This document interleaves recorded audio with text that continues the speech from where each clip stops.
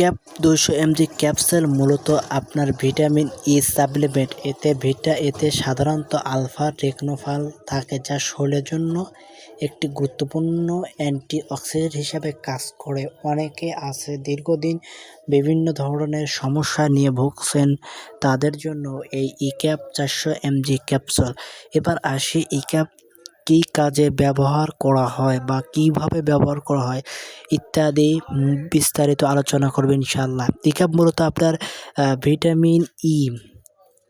Vitamin E সমস্যা যারা ভুগছেন, এছাড়া আপনার ত্বক ভালো রাখে, স্কিন হেলথ, শুষ্কতা কমানো, চুলের স্বাস্থ্যের জন্য চুল পড়া কমাতে সহায়ক হতে পারে, শরীরের কোষকে ক্ষতি থেকে রক্ষা করতে অ্যান্টিঅক্সিডেন্ট হিসাবে।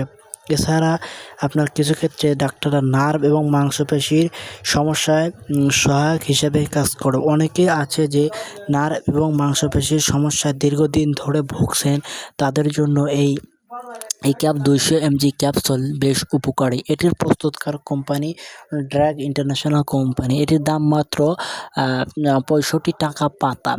এটি আপনি বাংলাদেশের সমস্ত জায়গা থেকে সংগ্রহ করতে পারবেন। অনেকে আছে দীর্ঘদিন চুলের সমস্যায় ভুগছেন, অনেক ধরনের ঔষধ খেয়েছেন, বাট কোনো ওষুধে যখন কাজ হচ্ছে না, তাদের জন্য এই ক্যাপ 200 mg ক্যাপসুল। এছাড়া আপনার ত্বক দিন দিন শুষ্ক হয়ে যাচ্ছে, চুল ফেটে যাচ্ছে, আগা ফেটে যাচ্ছে, অনেক ধরনের ঔষধ সেবন করেছেন কিন্তু দেখা যাচ্ছে কোনো ঔষধে আপনার কাজ করছে না, তাদের জন্য এই ইক্যাপ 200 mg ক্যাপসুল বেশ উপকারী। এটি খাবার ফলে আপনার মুহূর্তের মধ্যে আপনার শরীরের যে কোনো ধরনের সমস্যা দূর করে দেবে ইনশাল্লাহ।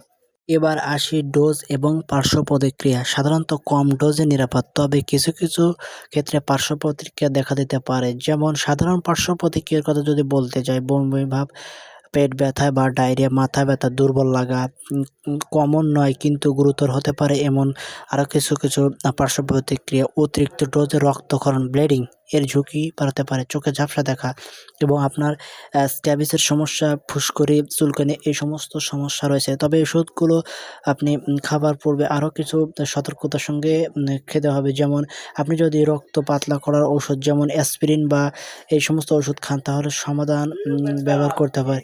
দীর্ঘদিন নিজের গর্ভাবস্থায় এবং স্তনদানকারী হলে নিজে না খাওয়াটাই ভালো। অতিরিক্ত ডোজ নেওয়া উচিত নয়। তবে এই সমস্ত ঔষধ সেবন করার পূর্বে আপনি অবশ্যই একজন চিকিৎসকের সঙ্গে আলোচনা করে ডাক্তার আপনাকে যেভাবে সাজেস্ট করবে ঠিক সেইভাবে সেবন করবেন। তো বন্ধুরা, আজকের ভিডিও এ পর্যন্তই।